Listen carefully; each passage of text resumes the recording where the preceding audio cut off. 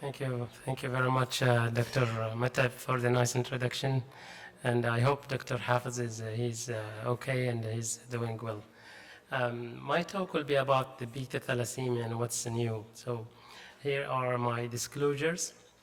So this is the outlines I'm going to go through, a brief introduction followed by the nomenclature of thalassemias, and then the lines of management followed by the approved novel treatments and ongoing clinical trials.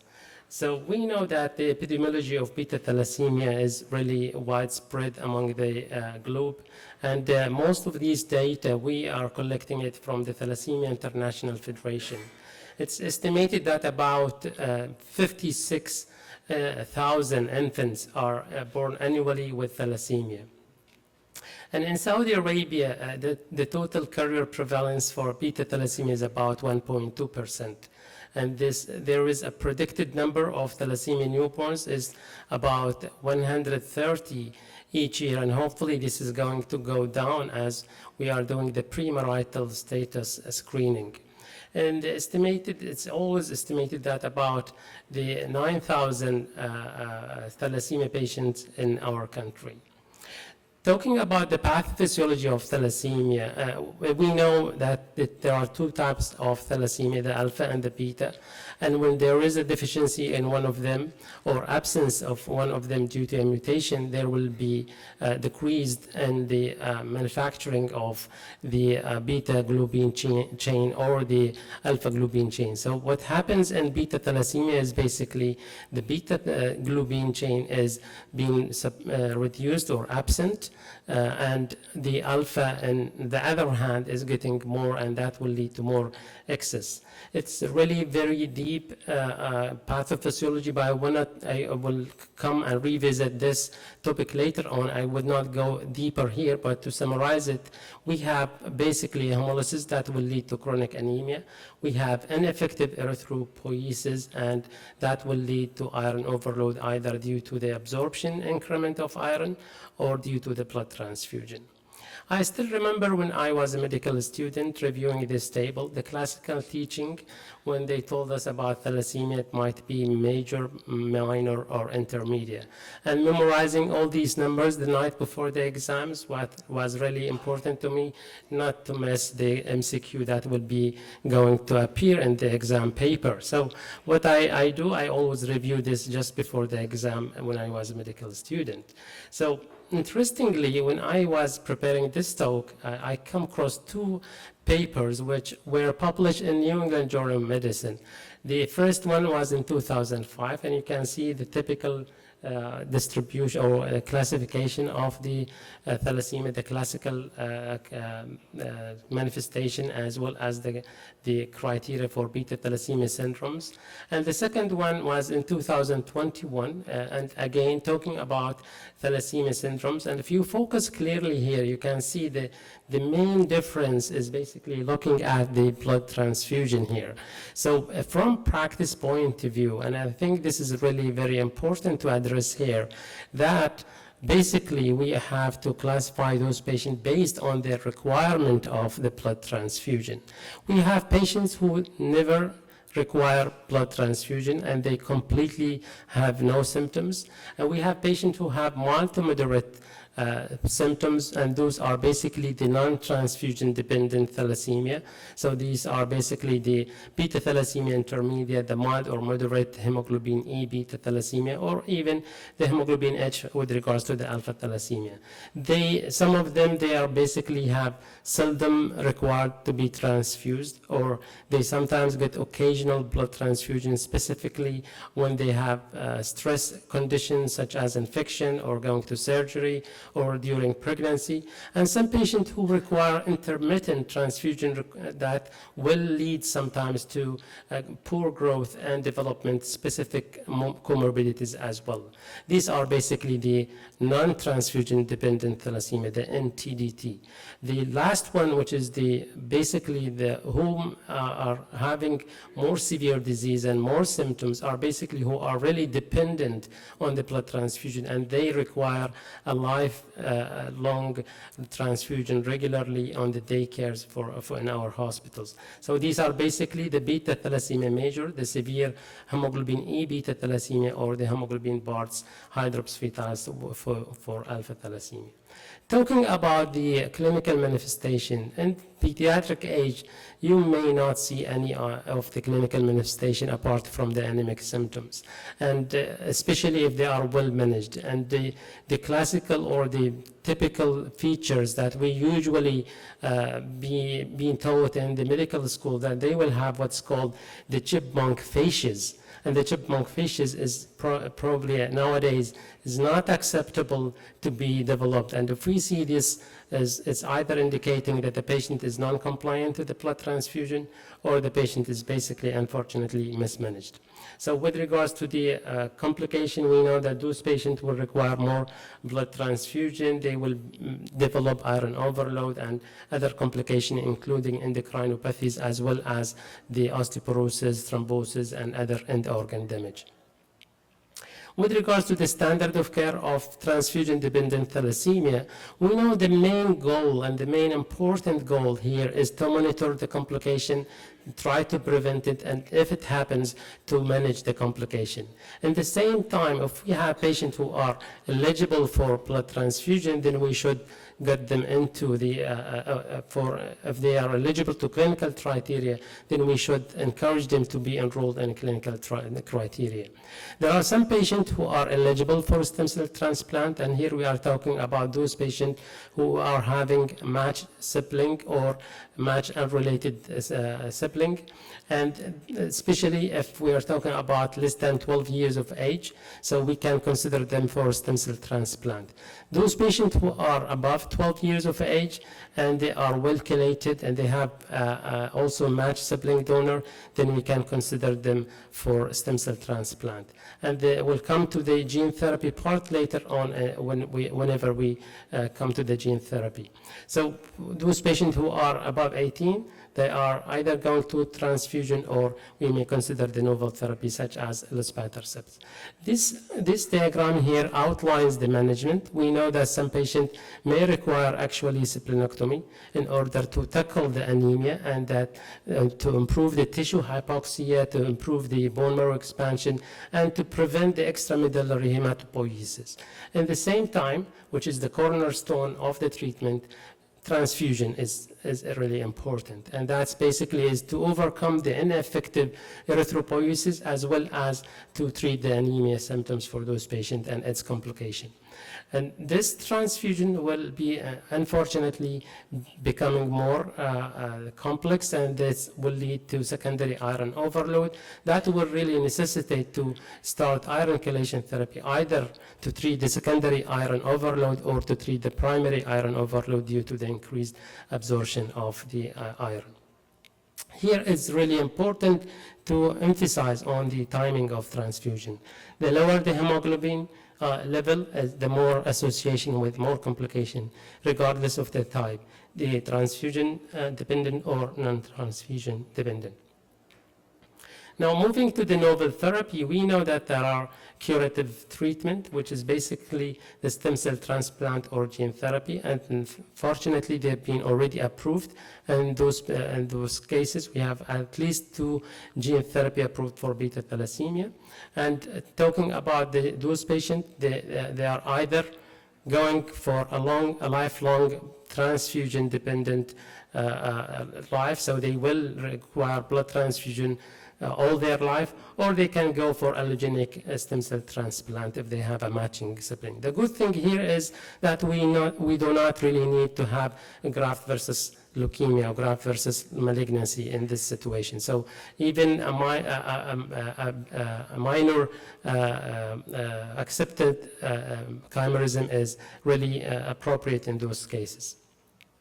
The gene therapy will also similarly require stem cell collection from those patients that will need to be processed, either to go for a gene addition or to CRISPR-Cas9.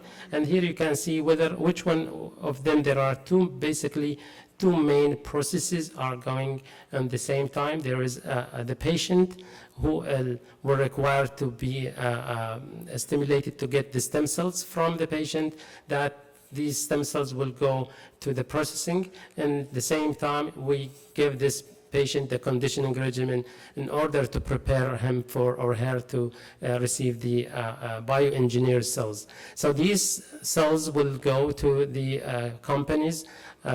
We have two main companies at the moment, the Vertex and the Bluebird Bio, which is dealing with the thalassemia patient stem cells, and they can either go with lentiviral vector that will go with the Bluebird Bio company, or with the CRISPR-Cas9, which is the Vertex company. And ultimately, once the patient is being conditioned, these cells will be sent back to the center, and the cryopreserved cells will be thawed and given to the patient in day 0. And gene therapy was already integrated in the second edition of the TEF guidelines, and you can see here that beta cell, which is the Bluebird Bio product, is being approved in this edition, but at the time this edition was published, the Vertex product was not yet approved. It was only approved last November in UK, but it's not yet included in the guidelines. Probably it will be included in the next version, and it was already approved last December by the US FDA, and thankfully it was also approved in the Saudi FDA as well. So moving toward the novel therapies, we know that there are really multiple targeted points in talking about the novel therapies, and many of them are still either did not show really significant difference, or some of them are still on the clinical trials. Talking, for example, about the JAK2 inhibitors, it's been already tried in phase 1 and 2, but it did not go through phase 3. Unfortunately, it did not show a clinical improvement. Talking about alpha globin mutation targeted treatment, trying to make that balance between the alpha and beta to fix this imbalance between both of them. There are also some studies on this. We have also the gamma globin, basically the hemoglobin F, that's also being used in the past and still used for hydroxyurea in those patients. So there is some patients, they may get improvement with this. There are also thalidomide and other novel treatment are being tested. We have also the metabivat, Dr. Sultan Moteri was talking about a while ago in sickle cell, but it's also being used in the thalassemia. And there is also the hepcidin mimetics targeting the iron overload, and there are multiple medications still under investigation. And the most important part of this, which is the only approved medication here, is the luspatercept. So luspatercept, in order to understand it, we have to go and look at the pathophysiology of the erythropoiesis. And we know basically that the erythropoiesis is basically two parts. The first part is controlled by the erythropoietin, while the second part is basically controlled by the TGF-beta superfamily ligand. And to make it more easier, you can see here the normal erythropoiesis. You can see in the upper half of the slide, you can see that this is basically is the proliferation of the RBC precursors, where only erythropoietin exerting the effect. And you can see the maturation goes on in the second phase, which is the late stage phase and of the erythropoiesis that will lead to erythrocyte homeostasis and managing the level of hemoglobin. While in the second half, the lower half, is explaining the ineffective erythropoiesis, and you can see there is elevated numbers of the erythropoietin level. Despite of this, the RBC or the erythroid precursors are not maturing because there is an overactivated SMAD2/3 signal that will lead to the impairment of the erythroid maturation, and ultimately this will lead to the anemia. So luspatercept is basically was the first-in-class erythroid maturation agent that target basically the TGF-beta superfamily ligands.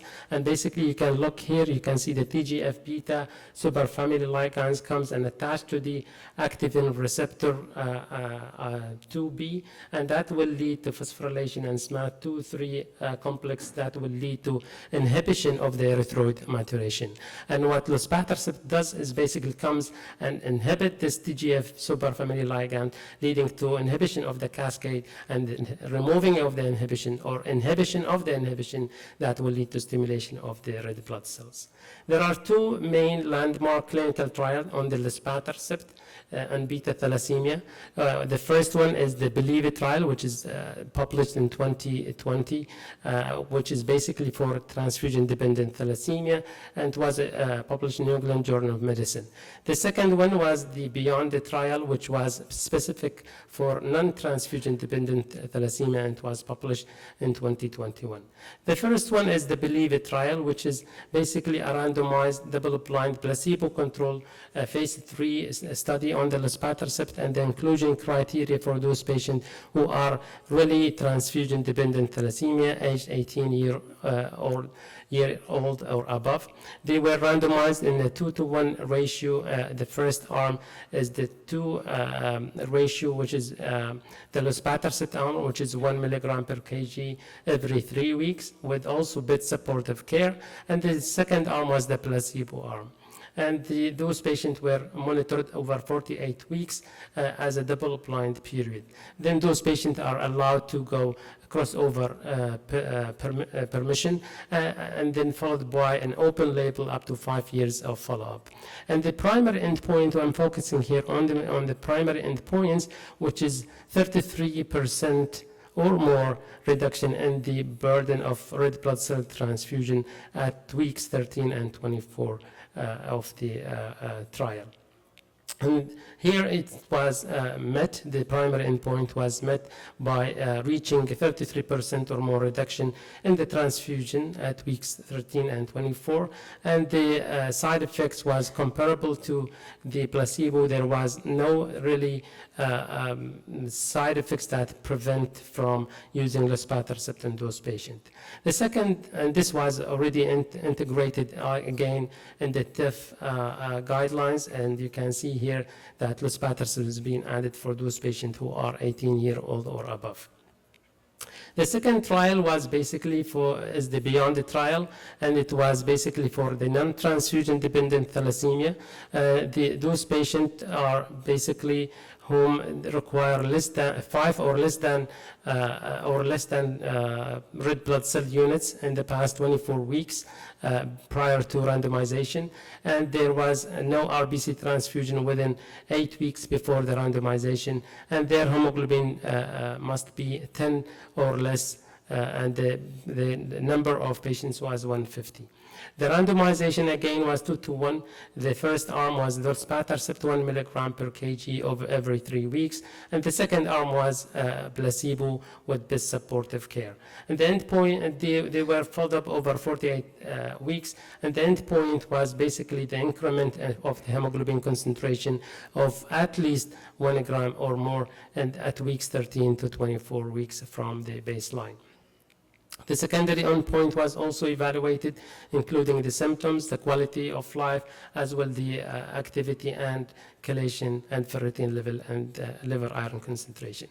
And very amazingly, the primary endpoint was met. 77% of patients on the luspatercept arm has achieved the 1 gram and more in comparison to 0 on the placebo arm. And again, luspatercept was also included in the guidelines for those patients who are non-transfusion dependent thalassemia, and was added in the guidelines in the version of 2023. Moving to the mitapivat, basically mitapivat is first in class and oral. It is an oral medication, and small molecule is basically activates the red blood cell pyruvate kinase. And the idea behind it is that we know that thalassemia patients are red blood cells are having low ATP level. So what we are doing with the mitapivat is trying to get more energy, is basically trying to get more ATP for the red blood cells in order to prevent the hemolysis of the red blood cells. And with this, we can improve an effective erythropoiesis and improving the anemia. At the same time, this will lead to decrease the iron overload and absorption. There are two clinical trials, the Energize 2 and Energize trial. So the Energize T is basically for transfusion-dependent thalassemia, both alpha and beta, and they plan to enroll 240 patients. And the Energize T is already started in November 2021, and the completion will be this year by June 24 expected.